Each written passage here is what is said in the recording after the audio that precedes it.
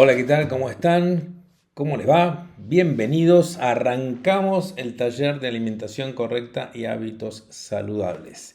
Esta es la primera clase y la idea, bueno, es a partir de aquí, durante 12 reuniones, más los bonus de contenidos que vamos a tener, ir compartiendo distintos temas, ¿sí? Que tienen que ver básicamente con una información esencial, creo yo, para poder construir una vida saludable, ¿sí? De alguna forma, en mi actividad como médico, ¿sí? Me he encontrado con los resultados precisamente de malas decisiones que se han ido acumulando en el transcurso de nuestra vida y que tienen que ver la mayor parte de ellas, y en relación a salud obviamente, con la temática nutricional, que es quizás la que más comprometida se encuentra. Sumado a eso, y ya esto lo charlamos en la masterclass, con otros hábitos de vida, así que obviamente se han ido incorporando en nuestro día a día, como el sedentarismo, el estrés, y que obviamente todo potencia este efecto negativo sobre nuestra salud. El tema de hoy, sí, tiene que ver esencialmente con conceptos básicos que están ligados a la alimentación y entender un poquitito algunos aspectos que ya nos van poniendo en tema. Y eso yo creo que es importante, ¿no? Ir poniéndonos en tema para de aquí en más empezar a aplicar estos ajustes que vamos a ir aprendiendo en cada una de las reuniones y, si ustedes quieren, clase a clase, ir haciendo ese ajuste fino que nos permita tener una mejor calidad de vida. En principio vamos a analizar un poquitito los contenidos que vamos a tocar en esta charla en particular. Vamos a hablar de alimentos y nutrientes y vamos a ver la diferencia que existe entre uno y los otros. ¿Qué tipos de nutrientes tenemos? ¿Qué es la composición corporal? Entender de qué estamos hechos y por qué es tan importante conocer la composición corporal, qué problemas nos genera, de hecho, una composición corporal alterada, 7 consejos básicos para mejorar tu composición corporal y por último vamos a hacer un paseíto por nuestra digestión tratando de entender el proceso digestivo, y esto creo yo que va a ser un punto interesante también para ir sumando cambios en lo que viene. Vamos a arrancar entonces ahora sí por el tema, por el primer tema. ¿Qué es un alimento? ¿Qué es un nutriente? ¿De qué se trata? Un alimento básicamente es una sustancia con características organolépticas. ¿Qué es esto de las características organolépticas? Son aquellas que tienen que ver con los sentidos, el sabor, el olor, ¿sí? Que le dan una característica definida y que aportan al organismo diferentes nutrientes que de alguna manera aseguran la subsistencia de los seres vivos. Es decir, en el alimento están contenidos los nutrientes. El alimento puede ser una materia prima que se ingiere directamente, por ejemplo, una verdura, una fruta, pescado, ¿sí? O una materia que requirió un proceso de elaboración para originar un producto alimenticio. Ejemplo, yogures, la pasta, los embutidos, ¿sí? Ellos están y tienen en su contenido los nutrientes. ¿Qué es un nutriente? El nutriente, por otro lado, es una sustancia imprescindible para la vida. El nutriente es la materia útil que se encuentra contenida en los alimentos, ¿sí? Es lo que básicamente necesita tu cuerpo para vivir. De alguna forma es como si yo te dijera que el alimento es el packaging en el cual están incluidos los nutrientes. Una vez que el alimento ingresa al cuerpo, ese packaging es desarmado, ese paquete es desarmado, y se extrae el principio activo que el organismo necesita. Ya vamos a hablar más de esto y lo vamos a ir entendiendo mucho mejor. Una vez que el alimento es digerido, los nutrientes son absorbidos en nuestro aparato digestivo, vamos a hablar al final de esto, y serán utilizados por el cuerpo para diferentes procesos vitales: crear energía, construir sustancias o regular funciones del organismo. Siguiendo con las definiciones, ahora vamos a ver qué es la alimentación. Entonces, la alimentación es el acto de consumir alimentos y es un proceso voluntario y consciente que involucra la selección, preparación e ingestión de alimentos. Es decir, yo elijo, yo preparo, yo ingiero esos alimentos de determinada forma y de acuerdo a mi voluntad, interés, ganas, ¿sí? Entorno, hábitos, cultura, ¿sí? Es un acto voluntario. Los componentes de esta condición o de esta acción que hay que tener en cuenta es el tema elección de alimentos. Acá hay un punto clave, es un punto no menor, ¿sí? Hablar de elegir habla de una opción y la elección obviamente se basa un poco en la información que tengo para saber qué es lo que debo elegir, correcto o no. Y que está obviamente esta elección basada en factores que tienen que ver con lo cultural, con lo económico, con factores sociales o personales, de entorno, ¿sí?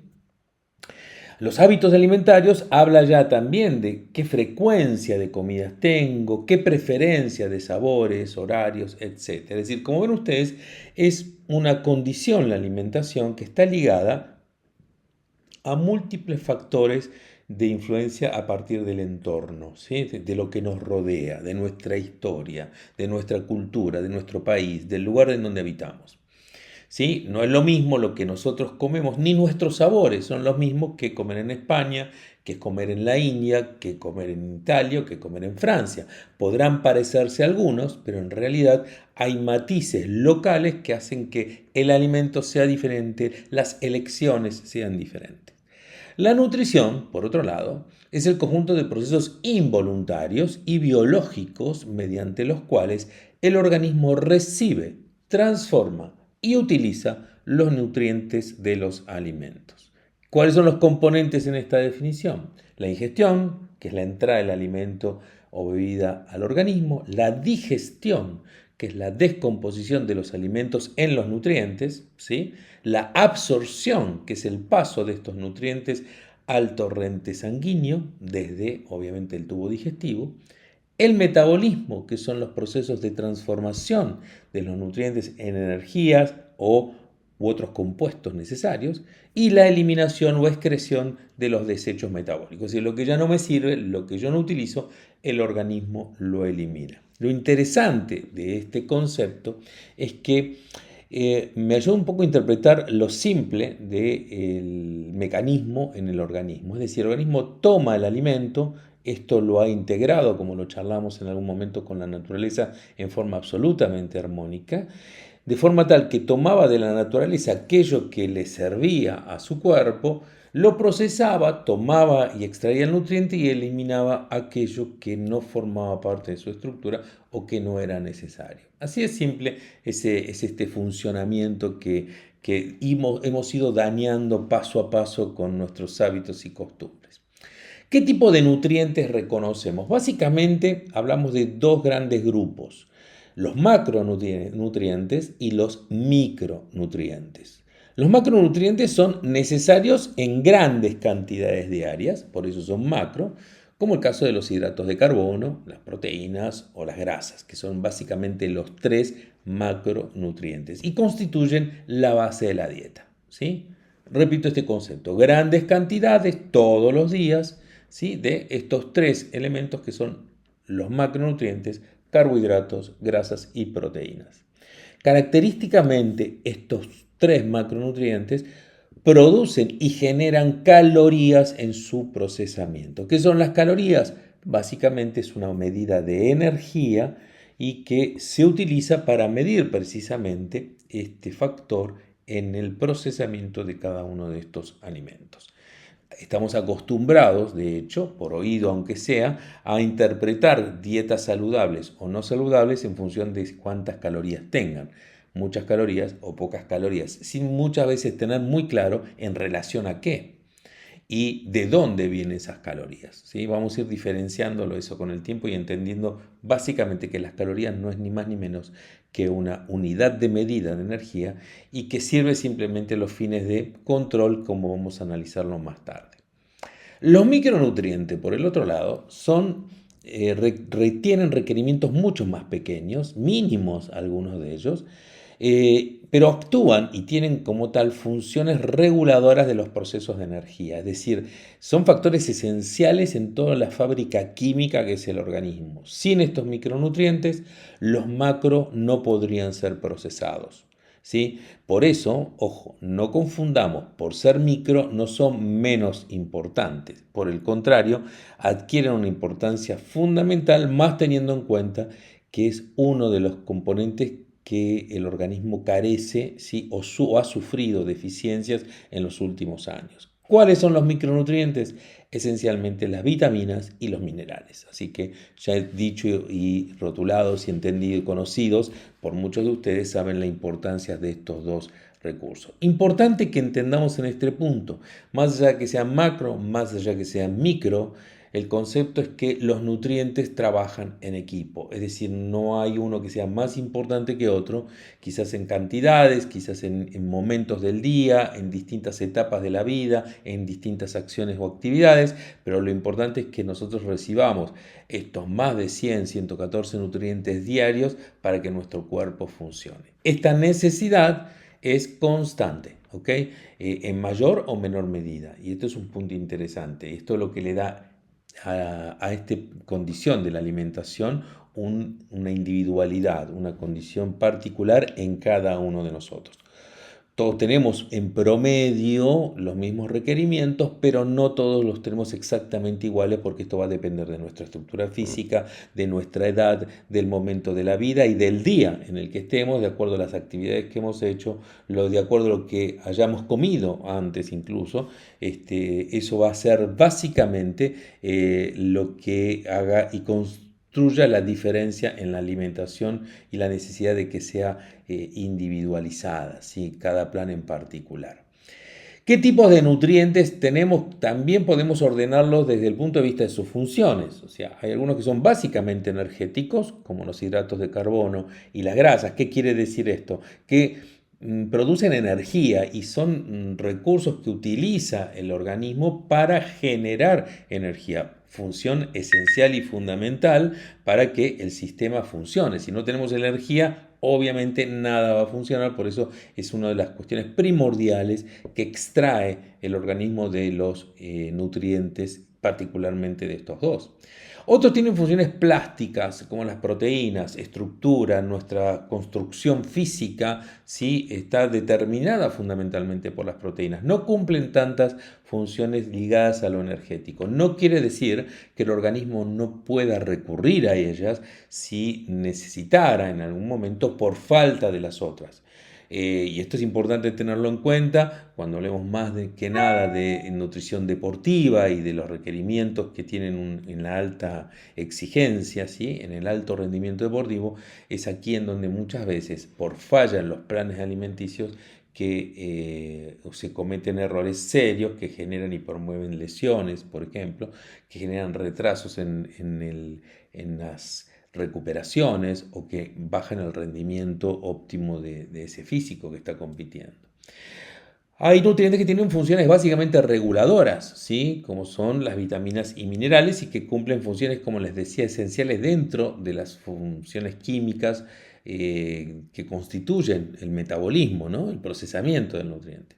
Y el agua, que es un componente extra agregado fundamental y esencial, más teniendo en cuenta que nuestra composición es en un 70% de agua, ¿sí? Que va desde el 70 al 60, de acuerdo al momento de la vida en el que nos encontremos, pero es un elemento esencial y fundamental a través del cual nadan todos los demás componentes. Sin el agua, nuestra vida sería fundamentalmente imposible y obviamente limitada y complicada en muchos sentidos.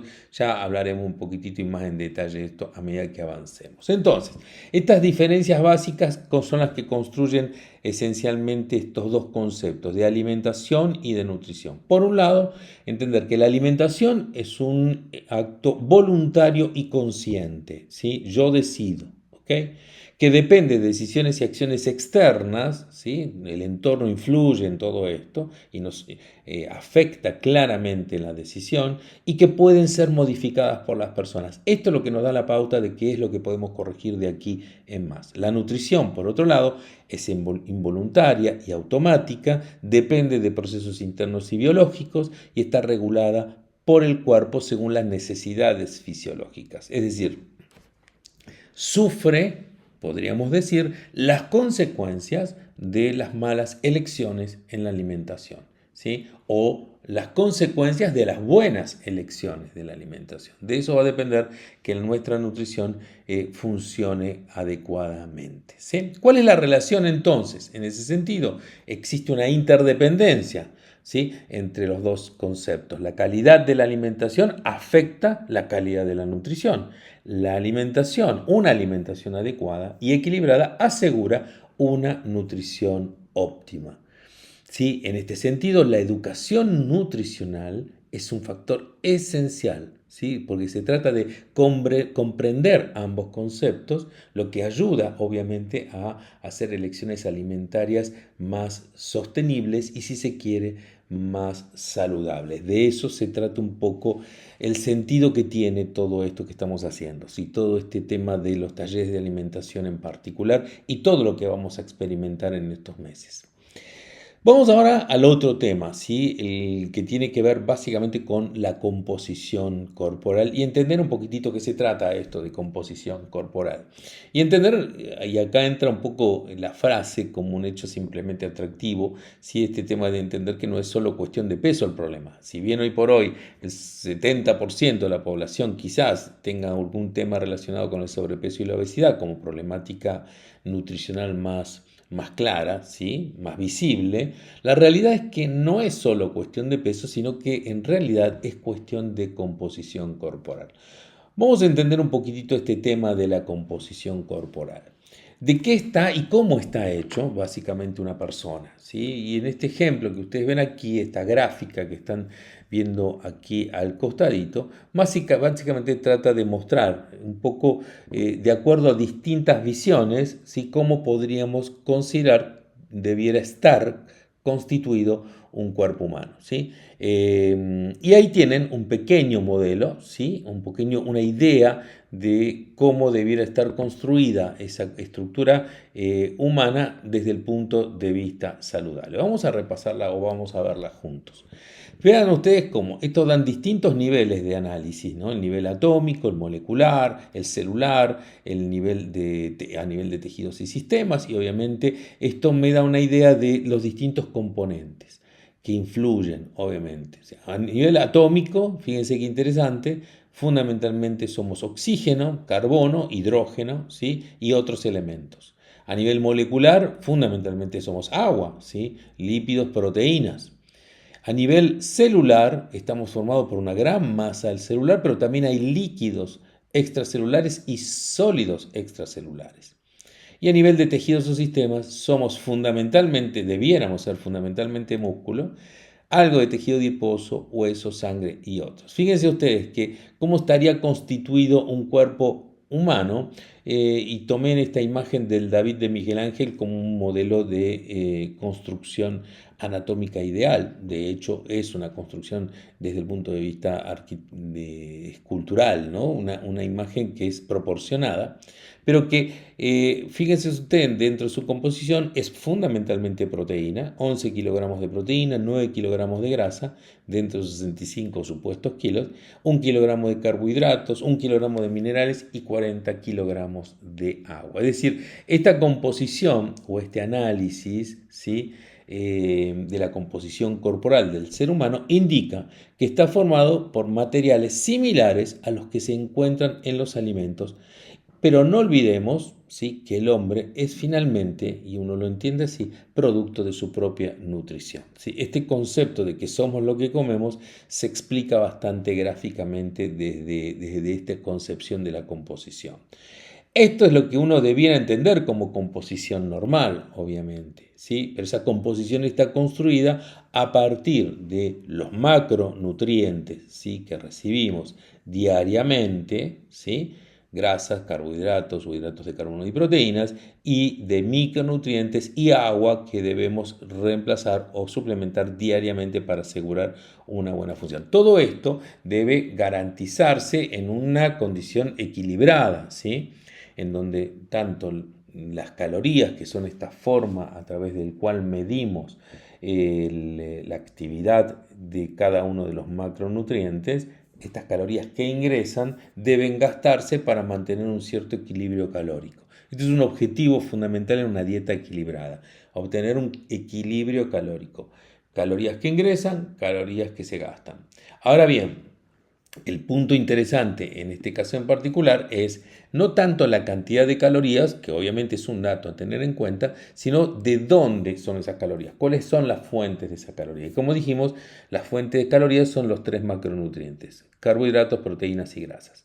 Ahora, el gasto calórico diario es fundamentalmente a expensas de los carbohidratos y de las grasas, no tanto de las proteínas, que si bien no tienen áreas de depósito, ingresan en el cuerpo e inmediatamente van a reparar toda la estructura que se desgasta, daña en toda nuestra actividad diaria. ¿Sí? Así que entender un poquitito este concepto calórico también nos ayuda a ver cómo y de qué manera regulamos este aspecto en nuestra alimentación, cómo regulamos el aspecto calórico. Obviamente, uno respeta proporciones de estos tres componentes: carbohidratos, grasas y proteínas, en nuestra alimentación diaria. Es importante tenerlo en cuenta. Hoy por hoy, lo que nos indica la literatura dice que debiéramos, de nuestra ingesta diaria, un 20 o un 35% debiera estar constituido por grasas, ¿sí? Por las grasas, entre un 45 y un 65% por carbohidratos, y entre un 10 y un 35% por proteínas. Fíjense ustedes que existe un rango, ¿no es cierto? Entre y entre.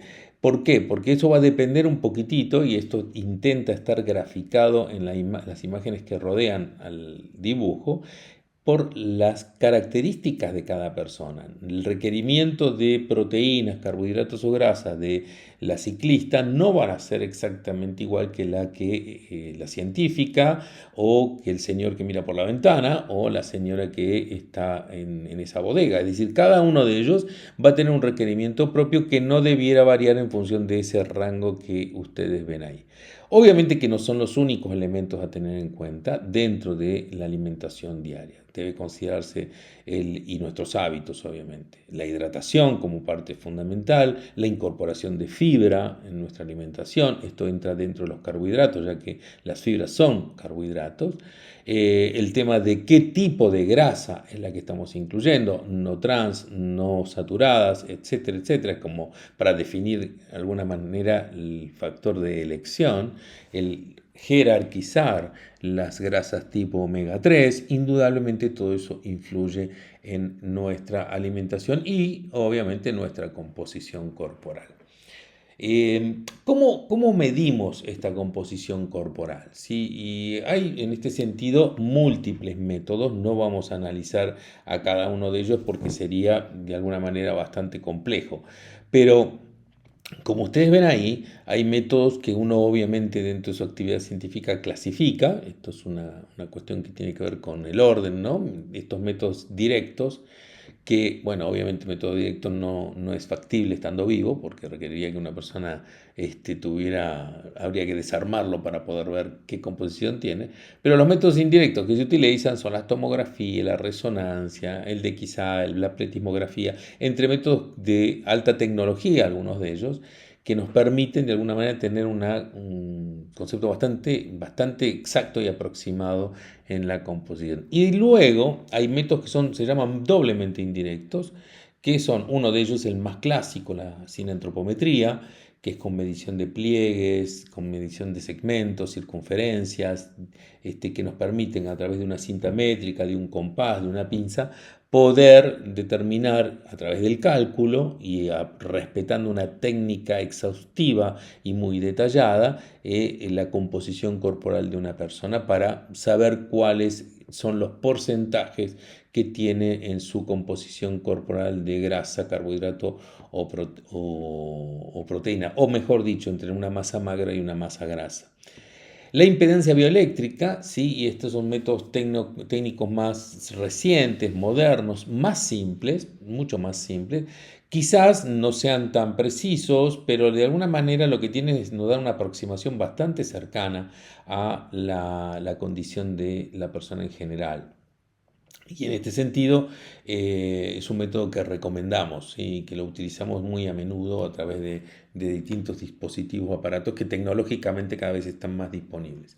Y por último, el tema del uso de cálculos y ecuaciones específicas de medidas, que ya han sido demostrados científicamente, generan y son bastante precisas, están bastante cercanas a la realidad y que utilizamos también muy frecuentemente, y de hecho es a la que le invitamos a participar dentro de este taller, ¿sí? A cada uno de ustedes para que completen el formulario, a partir de los datos que recibamos con ese formulario, hacerle la estimación de composición corporal para ya tener una idea de cómo arrancamos este inicio, por decir así, de este proceso. El índice de masa corporal, estos forma parte del grupo de cálculo, ¿no? El índice cintura-cadera o el índice de masa corporal, son ecuaciones, fórmulas que se determinan a partir del peso, la edad, o el diámetro y circunferencia de la cintura y la cadera, que nos permiten a nosotros definir un estándar de normalidad o no, ¿no? Entonces sabemos que el índice de masa corporal, cuando está entre 18,5 y 24,9, hoy hay múltiples aplicaciones que lo hacen en forma automática, estamos dentro del rango normal. Si estamos por debajo, se habla que uno está en una condición de bajo peso. Si estamos por arriba, estamos en sobrepeso, obesidad grado 1, 2 o 3, de acuerdo al grado de compromiso que tengamos, ¿no? Más allá del 30. Y el índice de cintura-cadera, que también es un dato bastante preciso para definir las condiciones de riesgo tanto en el hombre como en la mujer. Acá separamos los sexos en ese sentido, para de alguna manera saber si se encuadran dentro del perfil de riesgo o no. ¿Ok? Y esto es muy importante porque son dos recursos muy simples que se hacen en consultorio, que se hacen a pie de cama, por decirlo, que cualquiera de ustedes puede hacerse, y que ya de por sí los pone en la condición, sin demasiada complejidad tecnológica, para saber qué nivel de riesgo tiene, más allá de lo que pueda ver cada uno de ustedes también, o que podamos ver cada uno de nosotros en el espejo. El hecho concreto es que cuando uno analiza composición corporal, hay proporciones o porcentajes que uno respeta dentro de lo que considera la normalidad, pero esta pizza que ustedes ven aquí, ¿sí?, marca básicamente los tres elementos básicos que evaluamos en el seguimiento: el porcentaje de masa grasa, el porcentaje de masa magra o masa libre de grasa, como también las solemos llamar, y el porcentaje de agua. Y esto, cada uno de nosotros entra dentro de cierto rango normal. Cada uno de ustedes va a recibir esta planilla para tener una idea y conocer esencialmente en qué rango está, ¿sí?, de acuerdo a la edad, de acuerdo al sexo. Y de alguna forma entender que hay procesos que generan cambios, como en el caso del porcentaje de agua, que arranca con un casi 100% de composición de agua cuando somos embriones, hasta que ya en la vejez nuestro porcentaje de agua casi está por la mitad. Entonces, esto es importante entenderlo. ¿Por qué? Porque todos los tejidos son importantes, pero cada uno cumple un rol esencial en la vida, particularmente la masa libre de grasa o la masa magra. Quizás el representante más voluminoso, indudablemente, es el músculo. Es el tejido metabólicamente activo, ¿sí? En tanto que la grasa metabólicamente no es activa, y obviamente es un tejido de depósito de energía, es una forma de depósito de energía muy útil, pero que en el desbalance genera daño. Eso más o menos para que vayamos entendiendo que el objetivo fundamental de nuestra composición corporal es lograr una masa magra o masa libre de grasa adecuada para la actividad, la edad, el momento de la vida, y por eso no hablo de un valor en particular, porque eso va a variar de acuerdo a esas condiciones.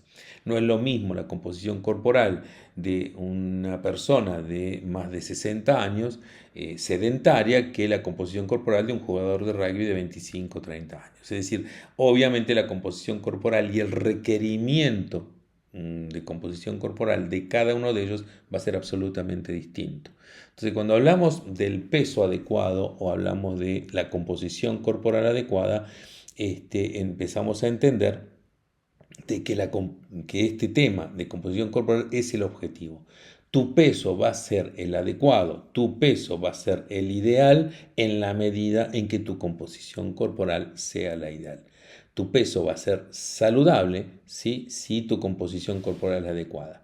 ¿Por qué? Porque puede suceder que tu peso no sea saludable, o tu peso, perdón, sea el correcto, y por tabla te sientas feliz y contento porque estás dentro del rango normal, Pero cuando evaluamos tu composición corporal, vemos que tu porcentaje de grasa, ese peso que es normal, está construido fundamentalmente de grasa. Y en ese sentido, obviamente, ya te saca del perfil de normalidad o de seguridad.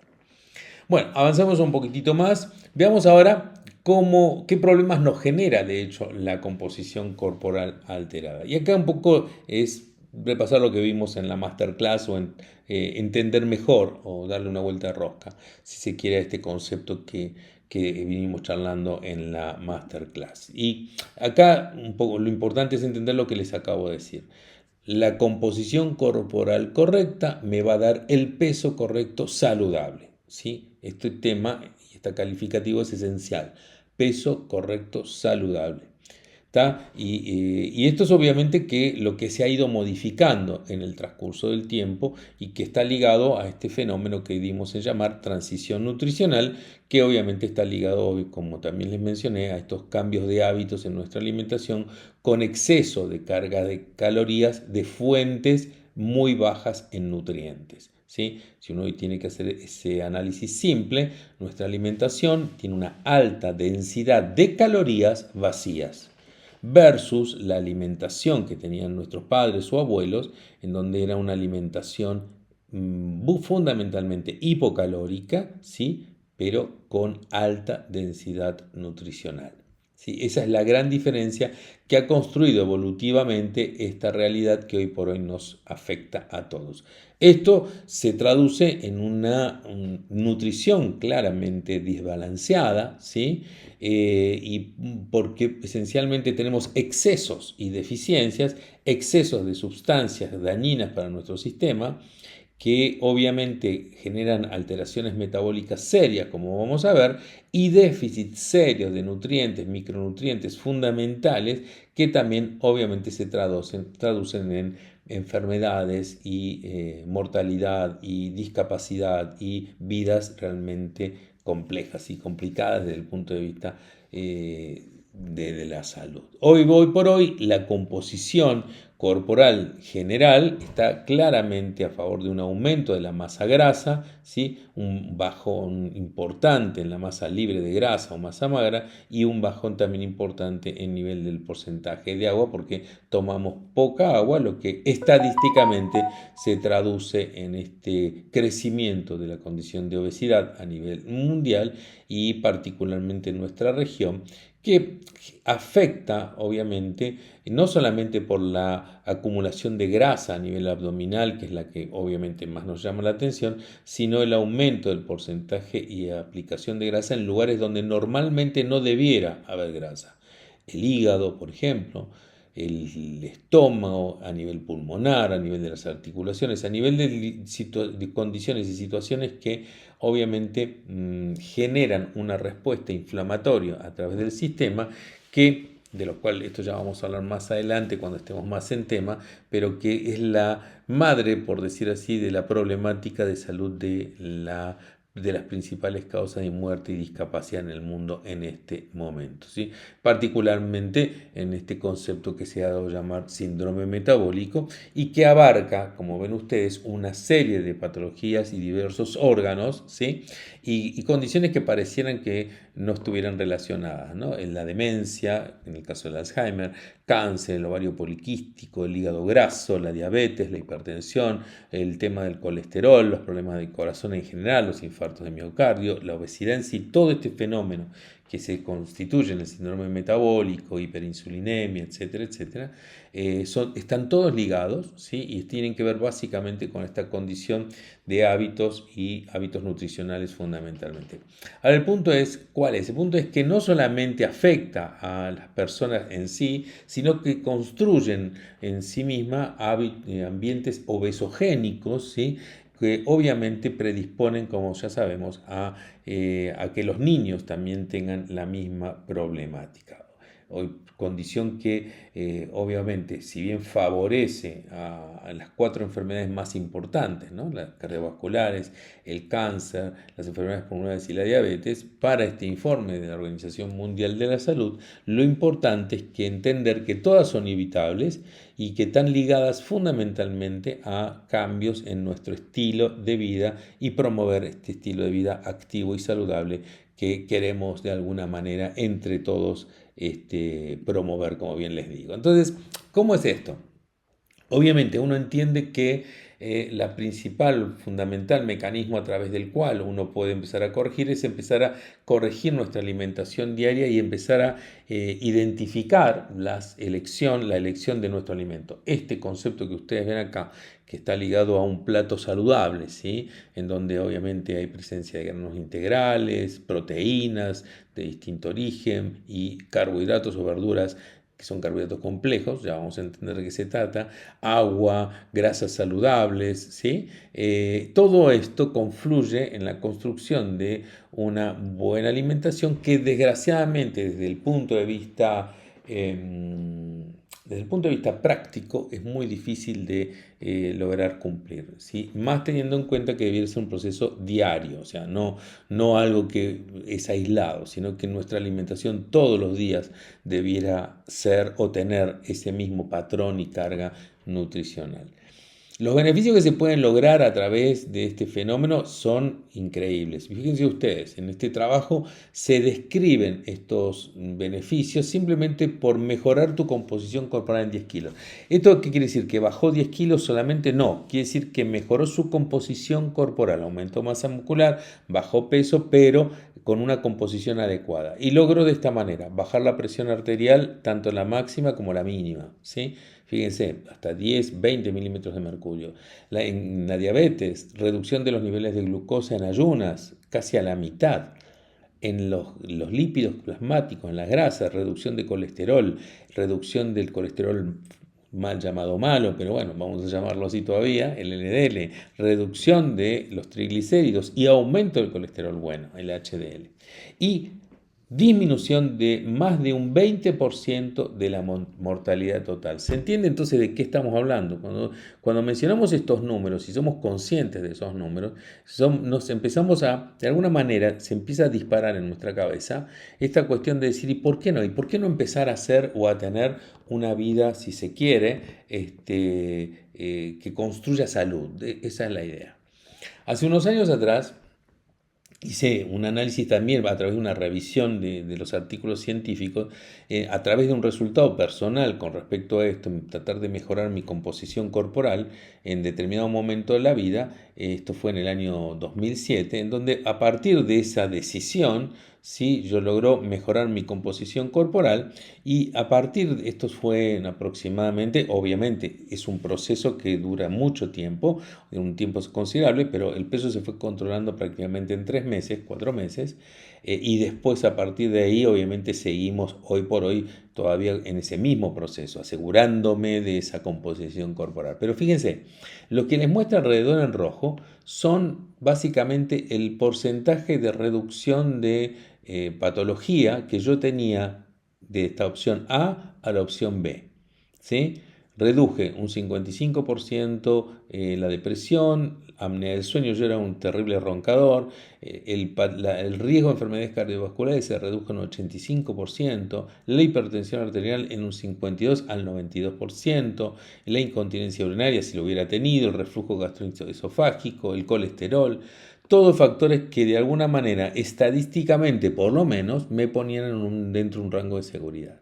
Pero el dato más interesante desde el punto de vista de lo escrito es este dato fundamental. Aproximadamente viviría 5 años más, ¿sí?, mejorando la calidad de mi vida en un 95%. No solamente es durar más, sino el tema es qué calidad de vida es la que uno puede llegar a tener. Entonces, vamos ahora a tratar de plantearles 7 consejos que consideramos podrían claramente mejorar tu composición corporal. Uno es disminuir azúcares, harinas refinados y ultraprocesados de nuestra alimentación. Este es quizás el problema más serio porque hay algunas formas obvias de azúcar y harinas refinadas y ultraprocesadas, pero hay otras que son y están ocultas, ¿sí? En este sentido, cuando veamos la charla sobre etiquetas, vamos a tratar de analizarlo con más detenimiento porque muchas veces están contenidas en alimentos supuestamente saludables, ¿se entiende? Esa es un poco la idea. Esa es la idea. Entonces, ¿cómo es el tema del control sobre el tema de azúcares y harinas? Es simplemente saber hacer una elección inteligente con respecto a lo que estamos ingresando. El segundo consejo que vamos a darte es aumentar el aporte de proteínas diario. Y esto es un dato esencial teniendo en cuenta que nuestra dieta es bastante carente recientemente, cada vez más, en proteínas de buena calidad o biológicamente completas y que esto indudablemente genera un déficit en nuestra composición. ¿Sí? 80% de este aporte proteico diario debiera ser de origen vegetal, idealmente, ¿sí? Y un 20% de origen animal, pero de fuentes seleccionadas, ¿sí? Carnes magras fundamentalmente o carnes salvajes, que son las que tienen menos contenido de omega 6, que es lo que desgraciadamente tiene en exceso la carne vacuna en particular, ¿sí? Desgraciadamente las otras fuentes proteicas, tanto el pescado como las carnes blancas, de pescado de ave, de pollo por ejemplo, el tema es que las crías masivas todas adolecen de la misma problemática, ¿sí? Es decir, un exceso de carga química en su composición. Tercer consejo, tomar agua. Esto es fundamental. 1 litro por cada 25 kilos de peso es lo mínimo a considerar para asegurarme sostener y reponer las pérdidas diarias y de esta manera también ayudarme al control del apetito, porque muchas veces el tema pasa esencialmente por eso, por saber controlar nuestro apetito y nuestra ansiedad y muchas veces por una dificultad en la interpretación que tenemos nosotros, es por falta de agua. Vamos ahora por el cuarto consejo. Y el cuarto consejo es realizar actividad física regularmente. Esto vamos a tocarlo también como un tema en particular, pero ligado a la alimentación. Entonces es fundamental que tengamos claro que la actividad física forma parte de la ecuación. 80% de tu resultado está ligado a la nutrición, pero un 20% de ese resultado que potencia la acción de ese 80% tiene que ver con hacer actividad física todos los días, ¿sí? Ya vamos después a hablar detenidamente de estos temas en particular. Concentrarte en tu salud intestinal.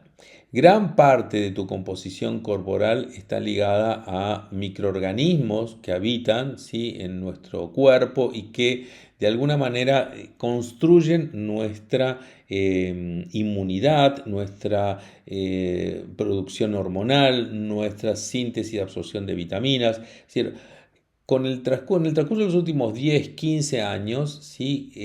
Estos microorganismos que se llaman microbiota han adquirido un valor y una importancia fundamental en nuestro funcionamiento en general. Ya vamos a hablar de esto en particular más adelante. Y el último, asegurarse la ingesta de ácidos grasos libres omega 3. ¿Por qué? Porque indudablemente, ya vamos a hablar de esto también, el desbalance que existe en la alimentación hace que estos omega 3, que son extraordinarios desde el punto de vista del efecto que tienen en el cuidado de nuestro cerebro, de nuestro corazón, de nuestras arterias, de nuestra inmunidad, en prevención de cáncer, que hacen de este recurso un elemento fundamental para suplementar en nuestra alimentación. Ya vamos a hablar de este tema también. Dicho esto, vamos ahora a meternos en el último tema de la charla de hoy, que está ligado al proceso de digestión. Y va a ser simplemente un paseo al cual quiero invitarlos para de alguna manera conocer un poquitito más nuestros funcionamientos, algunos detalles que creo que son importantes tener en cuenta para desmistificar algunas cuestiones de la alimentación diaria. Entonces, como suponemos y sabemos, obviamente todo arranca por la boca, ¿sí? En realidad arranca mucho antes, arranca por la vista, por nuestros sentidos, el aroma de una comida, el verla, la visualización, y en esto influyen mucho incluso los medios. Obviamente dispara ya en nuestro cerebro mecanismos que ya ponen en marcha, ¿sí?, los procesos de digestión con aumento de la secreción de determinadas enzimas o sustancias que favorecen la digestión de lo que vemos. Entonces, fíjense qué importante, sin haber ingresado, sin haber tocado un alimento, ya el alimento, el mecanismo o el proceso se pone en marcha, ¿sí? Como les decía, bueno, todo arranca obviamente en la boca. Hay dos fenómenos que suceden en la boca, que son la masticación y la insalivación. O sea, estas son las funciones que cumplen. Es la de iniciar el procesamiento de los alimentos para de alguna manera degradarlos, ¿sí?, y transformar para facilitar la extracción después de los nutrientes. Hay determinadas sustancias que están incluidas en la saliva, como la amilasa, ¿sí?, que actúa sobre los almidones, fundamentalmente como fuente de carbohidratos, y luego hidratos de carbono ya los empieza a transformar en monosacáridos, así se llama.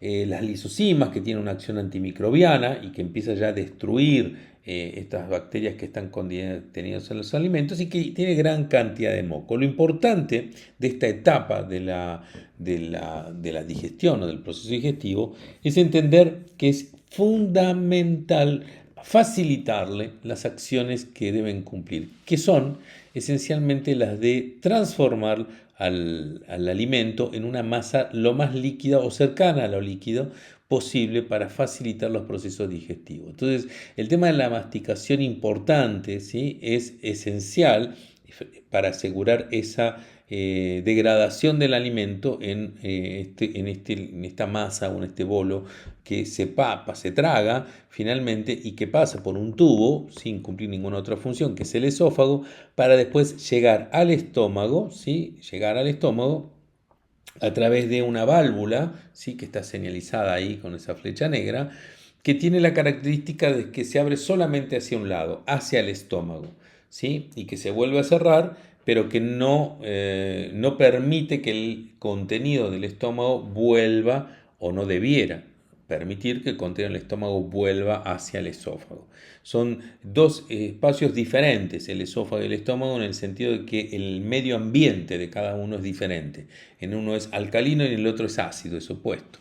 Y de hecho, obviamente, cuando sucede que uno regurgita o vuelve el alimento por alguna razón, por dificultades o debilidades en el esfínter, hernias hiatales o como cualquier otra circunstancia que se pueda dar, obviamente eso genera dolor, malestar y genera síntomas que son muy, muy incómodos. Entonces, para poder evitar también eso, el tema de la masticación, importante, facilita esto la posibilidad de que el alimento ya expuesto al medio gástrico, o sea, el del estómago, al jugo gástrico en particular, que es fundamentalmente ácido, permita de alguna manera ya que esto degrade las proteínas y las empiece a desarmar en los componentes que esencialmente necesita el organismo, que son los aminoácidos. O sea, ¿qué es lo que busca el organismo de las proteínas? ¿Qué es lo que quiere? Son los aminoácidos, que son los componentes mínimos. Eso ya lo vamos a ver en la próxima charla, que va a ser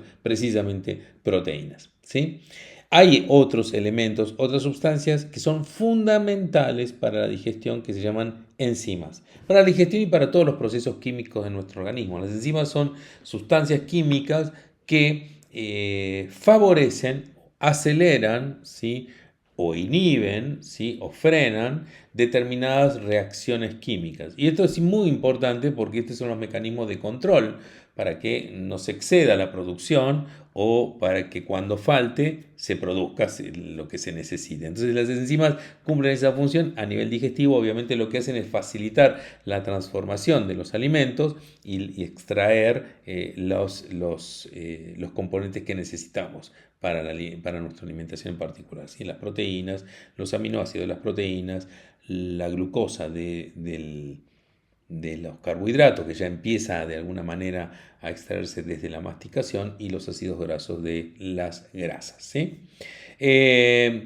Acá interviene, después entramos ya en otra etapa que es la fase intestinal, o sea, una vez que el quimo, que es la masa que se transforma en el estómago con la acción de estas enzimas que les comentaba recién y el jugo gástrico, esto pasa al intestino, ¿sí? Al duodeno, que es la primera porción del intestino, delgado, y a partir de ahí empieza a interconectarse con otros dos órganos muy importantes que son el hígado y el páncreas, que producen precisamente estas enzimas y sales biliares que ayudan a la digestión de los distintos macronutrientes y de alguna manera el desarme de los distintos alimentos para facilitar su absorción.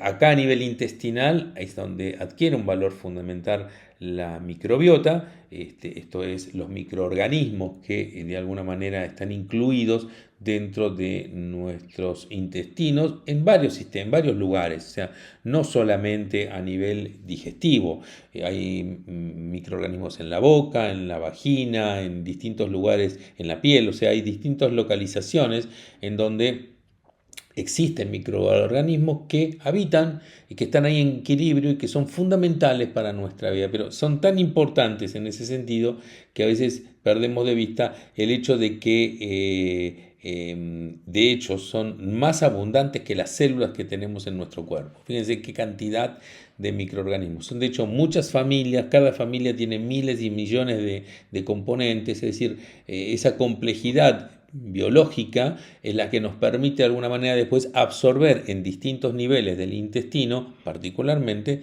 distintos componentes nutricionales como ven ustedes ahí, que ya han sido estudiados. Y en esto influye mucho particularmente la flora, es decir, los microorganismos que habitan en este sistema, que es el sistema intestinal, que constituyen prácticamente el 90% de los microorganismos que tiene nuestro cuerpo. Una vez que estos microorganismos ingresaron a nuestro sistema, lo interesante es que, bueno, ahí sucede ya se absorbe a partir de las paredes intestinales, pasa al torrente sanguíneo y en el torrente sanguíneo estos nutrientes absorbidos van fundamentalmente a distintas localizaciones, esencialmente al tejido graso, al tejido muscular y al hígado. Son los tres lugares en donde los nutrientes tienden a dirigirse para cumplir distintas funciones, ¿sí? En donde habitualmente se exponen a las células y dentro, ya una vez cercanos a las células, estas los atrapan, ¿sí? Produciendo y armando vesículas, y una vez que están incluidos dentro de las células, cumplen sus distintas funciones. Una vez que cumplieron esas funciones, se toma el excedente o de alguna manera los productos que el organismo no necesita o no le interesa, o de alguna manera el resto de alguna forma que se utilizó, y de la misma manera se transforman en vesículas que se eliminan al torrente sanguíneo nuevamente para ser eliminadas. Esto es esencialmente el concepto de construcción de nuestra digestión diariamente en cualquier cosa que ustedes coman. Algunas menciones o consideraciones particulares que podemos hacer es que en el caso de la microbiota, que es un factor fundamental para considerar en la digestión, ya que de ella depende, de que tu intestino funcione adecuadamente, depende también la calidad y el nivel nutricional de tu organismo. ¿Por qué? Por más bueno que sea la carga nutricional que yo te dé, si tu sistema de absorción no funciona adecuadamente, le diría que prácticamente es inútil. Entonces, hoy por hoy tenemos los dos problemas. Es insuficiente, la calidad nutricional es carente de muchos nutrientes, ya vamos a analizar cada uno de ellos y cómo resolverlo. Y también está complicada los mecanismos de absorción. Entonces, por un maltrato y destrato que tenemos con el intestino, que es terriblemente sensible a los distintos alimentos. Entonces, finalmente, sí, la idea es que vayamos en el transcurso de estas charlas corrigiendo cada uno de esos pasos. terminamos aquí esta primera reunión, esta primera charla. Finalmente no solamente nos conocemos, sino que ya empezamos a interactuar. Hay formas de comunicación por mail a través del cual ustedes pueden dirigirse, mandarme sus preguntas, sus sugerencias. Esto es constantemente y permanentemente abierto. Podemos utilizar el WhatsApp y el celular. Me gustaría mucho que formemos un grupo de WhatsApp y en ese grupo de WhatsApp incluir también interactuar entre todos nosotros y conocernos quizás en algún momento para construir una comunidad saludable. De eso se trata. Bueno, finalmente ahora sí, no me despido y ya les anuncio lo que se viene en la próxima charla, que tiene que ver precisamente con uno de los macronutrientes. Vamos a presentarnos y a conocerlo con más intimidad, las proteínas, qué son, cómo funcionan, cuánto necesitamos diariamente, de qué depende todo eso. Así que bueno, los espero en la próxima reunión dentro de una semana. Chau, chau, hasta la próxima.